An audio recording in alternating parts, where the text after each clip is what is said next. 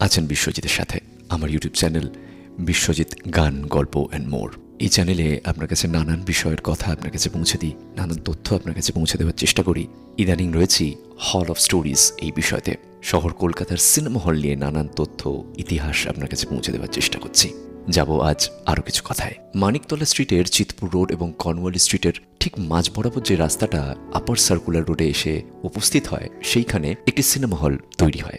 Cinema হলের নাম ছায়া। সাল 15ই অগস্ট 1934।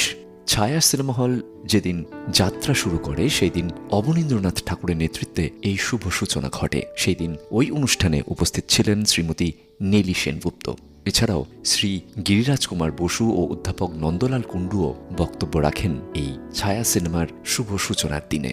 17ই অগস্ট 1934 সাল, দুদিনের মাথায় ছায়াতে প্রথম সিনেমা দেখানো শুরু হয়। কেসরি ফিল্মসের প্রথম বাংলা ছবি বাসব দত্তা। এভাবেই ছায়া সিনেমা হল তার যাত্রা শুরু করে। এছাড়াও আরও দুটো সিনেমা হলের কথা উল্লেখ করতেই হয় শহর কলকাতা, তা হচ্ছে তসবির মহল এবং নিউ রয়্যাল। রাজাবাজার অঞ্চলে গ্রে স্ট্রিট এবং মহারানীর স্বর্ণময় রোডের ঠিক কাছাকাছি এই দুটো সিনেমা হল অবস্থিত, তসবির মহল এবং নিউ রয়্যাল। চলে আসবে এবার 1979 সালের কথায়। 28শে সেপ্টেম্বর যাত্রা শুরু হয় আরও একটি সিনেমা হলের নাম জগৎ। অবশ্য জগৎ প্রথম নামকরণ হয়নি, এই সিনেমা হলের নাম প্রথমে ছিল প্যারামাউন্ট। শ্রীকান্তের বিল এই ছবি দিয়ে জগৎ সিনেমার যাত্রা শুরু হয়। জগৎ সিনেমা হলটি আপার এবং লোয়ার সার্কুলার রোড, যা আজকের এজেসি বোস রোড, সেখানে অবস্থিত।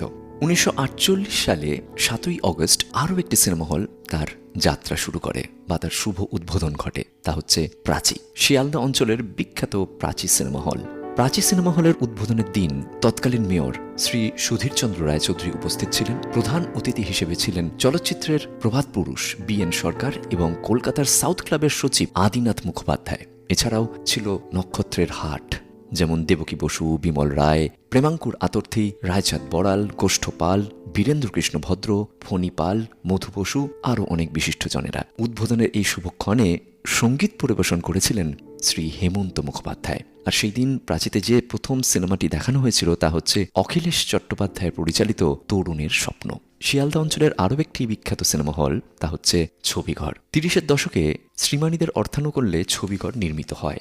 সাল 1931, 19শে সেপ্টেম্বর। এই দিন থেকেই অনুপম বন্দ্যোপাধ্যায়ের ছবি সহধর্মিণী দিয়ে। এভাবেই আরও কিছু সিনেমা হলের তথ্য আপনার কাছে পৌঁছে দিলাম আজকে হল অফ স্টোরিজের এই পর্বে। এভাবেই আমার সাথে থাকুন। আমার ইউটিউব চ্যানেল বিশ্বজিৎ গান গল্প অ্যান্ড মোর লাইক করুন, সাবস্ক্রাইব করুন, ফলো করুন, কমেন্ট করুন, আমাকে সাপোর্ট করতে থাকুন, শুনতে থাকুন, সঙ্গে রাখুন।